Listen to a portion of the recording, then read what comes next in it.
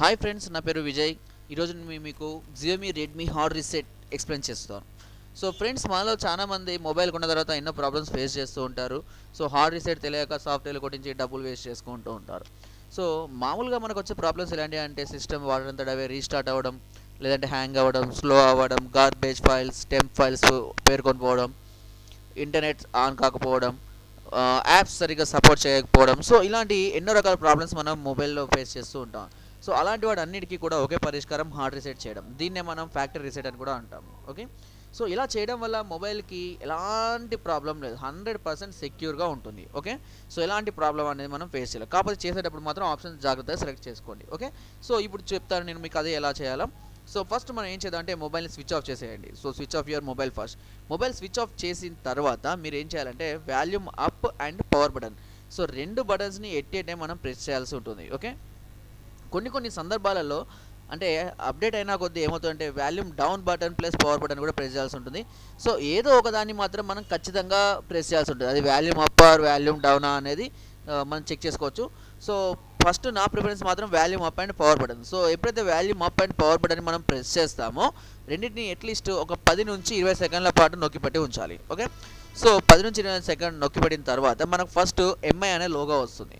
MI logo ఎప్పుడైతే మనకు display అవుతుందో అప్పుడు మీరు ఏం చేయండి అంటే జస్ట్ పవర్ బటన్ని మాత్రమే తీసేయండి, వాల్యూమ్ అప్ బటన్ని మాత్రం అలాగే నొక్కిపెట్టి ఉంచండి. ఓకే, సో పవర్ బటన్ మాత్రం రిలీజ్ చేసేయండి. సో వాల్యూమ్ బటన్ కూడా ఎప్పటి వరకు అని అంటే మనకు లాంగ్వేజ్ సెలెక్షన్ అడుగుతుంది. సో లాంగ్వేజ్ సెలెక్షన్ ఓకే వచ్చే వరకు, అంటే లాంగ్వేజ్ సెలెక్షన్ కనబడే వరకు మనం ఈ వాల్యూమ్ అప్ బటన్ని మనం ప్రెస్ చేసి పట్టుకోవాలి. ఎప్పుడైతే లాంగ్వేజ్ సెలెక్షన్ అడుగుతుందో అప్పుడు ఆ బటన్ని కూడా మనం రిలీజ్ చేసేయవచ్చు. ఓకే, సో తర్వాత నెక్స్ట్ మనకు మెయిన్ మెయిల్ ఇలా వస్తుంది. ఇందులో చూడండి reboot, wipe and reset, install update dot zip to system 1, so power off. So ఇవన్నిటిలో మనం సెలెక్ట్ చేసుకున్నది ఏంటంటే వైప్ అండ్ రీసెట్ అనే ఆప్షన్ మనం సెలెక్ట్ చేసుకోవాలి. వైప్ అంటే అర్థం ఏంటంటే డిలీట్ చేయడం అని అర్థం. అంటే మన డేటాను ఏవైతే మనం క్రియేట్ చేసిన డేటా ఉందో దాన్ని మొత్తాన్ని డిలీట్ చేసేసి ఓకే రీసెట్ చేసుకోమంటుంది. అంటే మళ్ళీ అంతే ఫ్యాక్టరీ నుంచి ఎలా వచ్చిందో అలాంటి సెట్టింగ్స్ మాత్రమే కావాలి రీసెట్ చేసుకోమని అర్థం అన్నట్టు. ఓకే, సో మీకు అర్థమై ఉంటుంది.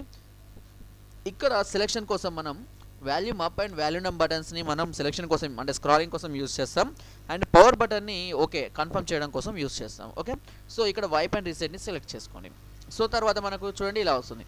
ఇక్కడ చూడండి చాలా ఆప్షన్స్ ఉన్నాయి మనకు. Wipe cache, wipe user data, wipe all data, wipe SD card, back to main.